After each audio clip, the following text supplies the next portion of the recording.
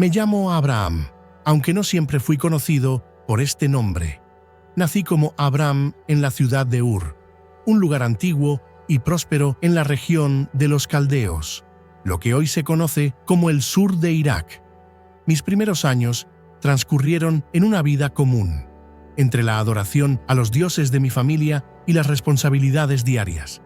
Pero jamás imaginé el cambio tan radical que el Señor tenía preparado para mí.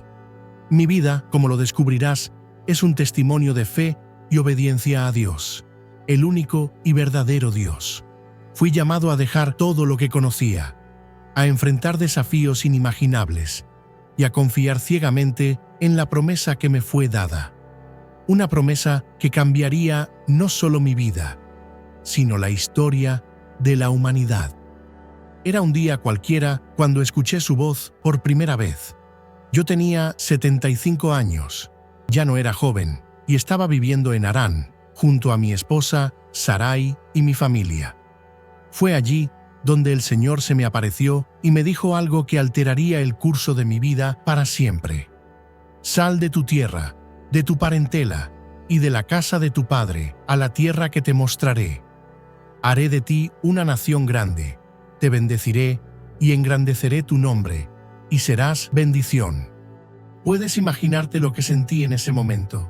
Era una decisión inmensa: dejar mi hogar, mi tierra natal, a mis amigos y todo lo que conocía. Además, el futuro era incierto.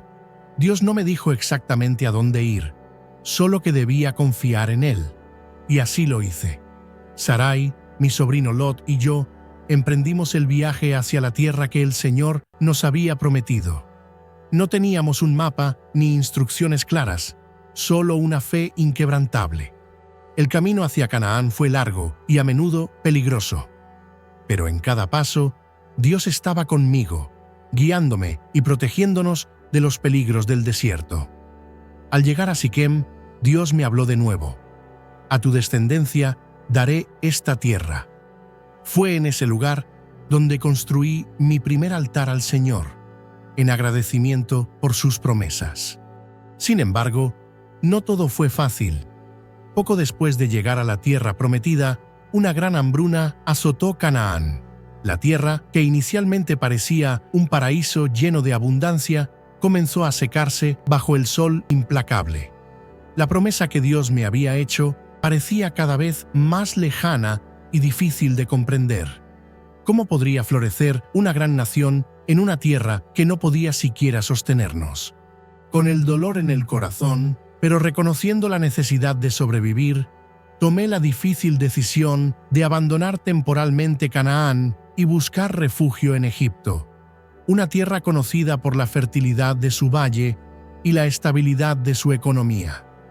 El Nilo, con sus inundaciones periódicas, proporcionaba alimento incluso cuando otras tierras sufrían de sequía. Mi esperanza era que, al menos en Egipto, podríamos encontrar sustento hasta que la situación mejorara en Canaán. El viaje hacia Egipto fue largo y lleno de incertidumbre. Mientras caminábamos, el miedo comenzó a asentarse en mi mente. Me preocupaba no solo por el bienestar de mi familia y mis siervos, sino especialmente por la seguridad de mi esposa, Sarai. Aunque los años habían pasado, Sarai seguía siendo una mujer de increíble belleza y conocía las costumbres de las cortes extranjeras. En Egipto, una tierra extranjera para nosotros, temía que los hombres de poder, al ver su atractivo, me mataran para poder tomarla como su esposa. Me encontré en una encrucijada moral. Sabía que, como su esposo, mi deber era protegerla, pero también comprendía que mi vida corría peligro si decían que era mi esposa. Fue entonces cuando tomé una decisión que no fue del todo honesta. Decidí decir que Sarai no era mi esposa, sino mi hermana. Técnicamente no era una mentira total, ya que Sarai era mi media hermana, hija de mi padre, pero no de mi madre. Sin embargo, ocultar nuestra relación matrimonial era, sin duda, una distorsión de la verdad. Entramos en Egipto, y tal como lo había temido, los egipcios rápidamente notaron la belleza de Sarai. Pronto la noticia llegó al palacio del faraón. Los emisarios reales vinieron a verme, llenos de elogios y ofrecimientos. Ellos creían que Sarai era libre de ser tomada como esposa, y antes de que pudiera reaccionar, la llevaron al palacio del faraón. Me sentí impotente. No solo había permitido que mi esposa fuera tomada de mi lado, sino que también había sido deshonesto en mi trato con los egipcios, dejándoles creer que no había impedimento alguno para que el faraón tomara a Sarai como su esposa. Mientras tanto, las cosas en el palacio del faraón tomaron un giro inesperado. Sin que yo lo supiera, Dios intervino directamente en la situación. Plagas misteriosas comenzaron a caer sobre el faraón y su casa. Enfermedades, tormentos y señales inexplicables se extendieron por todo el palacio, afectando no solo a los sirvientes, sino también a la propia familia del faraón. Las plagas eran intensas, perturbadoras y claramente sobrenaturales. Los sabios y sacerdotes egipcios no pudieron explicar el origen de estos castigos, pero lo que sí supieron rápidamente fue que estaban relacionados con Sarai. En medio del caos, el faraón, que había tratado a Sarai con honor creyendo que era libre, comenzó a sospechar. ¿Por qué estos castigos habían comenzado solo después de que Sarai llegara a su palacio? El faraón, alarmado, confrontó a Sarai y finalmente la verdad salió a la luz. Descubrió que Sarai no era mi hermana, sino mi esposa, y que mi engaño había provocado la ira de Dios sobre su casa. Cuando el faraón me llamó a su presencia, mi corazón se aceleró. No sabía qué esperar. Estaba preparado para enfrentar la ira de un rey poderoso, pero lo que encontré fue algo sorprendente. En lugar de condenarme, el faraón me reprendió con una mezcla de ira y desconcierto. ¿Qué es esto que has hecho conmigo? ¿Por qué no me dijiste que ella era tu esposa? ¿Por qué dijiste, es mi hermana, de modo que la tomé para mí como esposa? Ahora aquí está tu esposa, tómala y vete. Sus palabras, aunque duras, estaban llenas de un cierto respeto hacia el poder divino que había actuado en defensa de Sarai. El faraón no solo me devolvió a Sarai, sino que nos ordenó dejar Egipto inmediatamente. Sin embargo, no salimos con las manos vacías. A pesar de mi engaño, el faraón, queriendo evitar más problemas con el Dios que nos protegía, nos permitió llevarnos todo lo que habíamos acumulado en Egipto. Nos dio riquezas, ganado, siervos y provisiones para el viaje de regreso a Canaán. La intervención de Dios fue clara y contundente. A pesar de mi falta de fe en ese momento, Él había protegido a Sarai y había preservado su promesa. Mi temor había nublado mi juicio y me había llevado a tomar decisiones equivocadas, pero Dios, en su misericordia, había corregido mis errores y nos había sacado de Egipto con más de lo que habíamos llevado. Mi vida en Canaán siguió su curso, pero había algo que me angustiaba profundamente. No tenía hijos. Dios había prometido hacer de mí una gran nación, pero Sarai y yo éramos ancianos y ella era estéril. Fue en ese contexto que el Señor se me apareció en una visión y reafirmó su promesa. No temas, Abraham, yo soy tu escudo, y tu recompensa será muy grande. Yo le respondí con sinceridad, ¿qué me darás, Señor, si continúo sin hijos? Fue entonces cuando me llevó fuera de mi tienda y me mostró el cielo nocturno. Mira ahora hacia los cielos y cuenta las estrellas, si es que las puedes contar.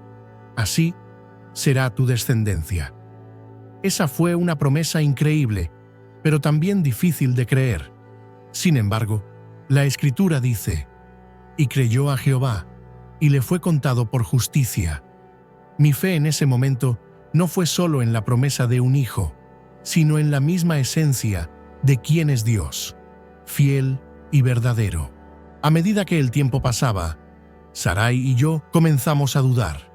El tiempo se nos escapaba y seguíamos sin tener hijos.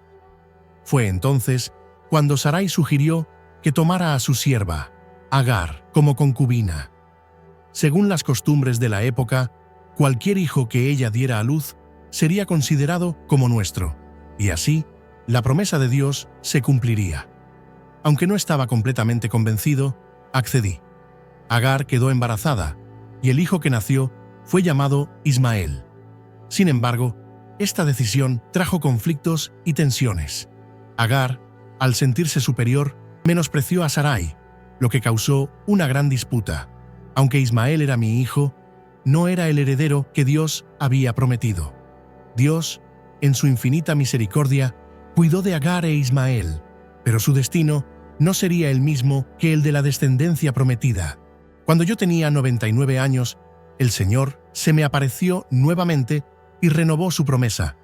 Esta vez, la promesa fue acompañada de una señal visible, el pacto de la circuncisión. Como parte de esta alianza, Dios cambió mi nombre de Abram a Abraham, que significa padre de multitudes, y el nombre de Sarai fue cambiado a Sara, que significa princesa. Aunque la promesa de un hijo seguía latente, Sara y yo éramos ancianos. No era posible, según la lógica humana, que ella pudiera concebir a su edad. Sin embargo, Dios insistió: tu esposa Sara te dará un hijo, y lo llamarás Isaac. Recuerdo haberme reído en mi corazón, no por falta de fe, sino por la sorpresa de la declaración. ¿Cómo era posible que, a mi edad y con Sara tan avanzada en años, tuviéramos un hijo? Tal como Dios había prometido, un año después, cuando yo tenía 100 años, Sara dio a luz a nuestro hijo, Isaac. Su nombre significa risa, un recordatorio de la incredulidad inicial y la alegría que nos trajo. El nacimiento de Isaac fue la culminación de la promesa de Dios, y en ese momento comprendí que su palabra siempre se cumple, sin importar las circunstancias. La llegada de Isaac trajo mucha felicidad, pero también nuevas pruebas.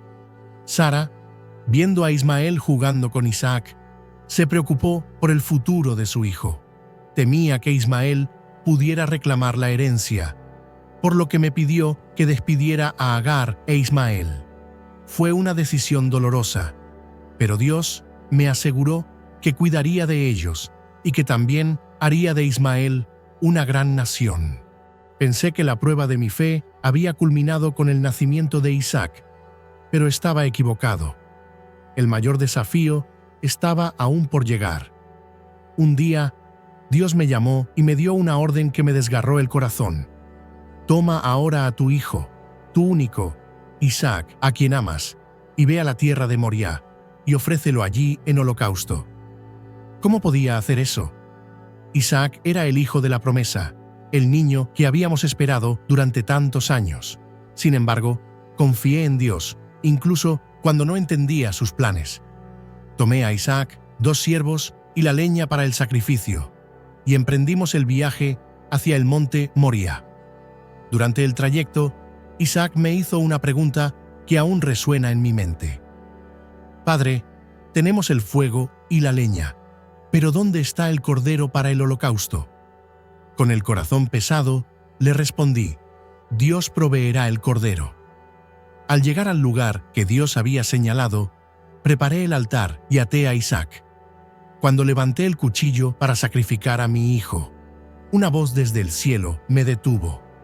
Abraham, Abraham, no extiendas tu mano sobre el muchacho ni le hagas nada, porque ahora sé que temes a Dios. En ese momento, vi un carnero atrapado en un arbusto y lo ofrecí en lugar de Isaac. Mi historia no es solo una historia de aventuras o milagros, es, ante todo, una historia de fe. A lo largo de mi vida, aprendí que la fe no es solo creer cuando todo es fácil o cuando las promesas parecen cercanas. La verdadera fe es confiar en Dios incluso cuando las circunstancias son imposibles, cuando no entendemos el porqué de su voluntad y cuando todo parece perdido. Dios me llamó no por ser un hombre perfecto, sino por ser un hombre dispuesto a obedecer. Y esa es la lección más grande que quiero dejar. La fe es obediencia, y la obediencia trae bendición. Hoy, generaciones han surgido de mi descendencia. tanto a través de Isaac como de Ismael, y la promesa que Dios me hizo sigue viva.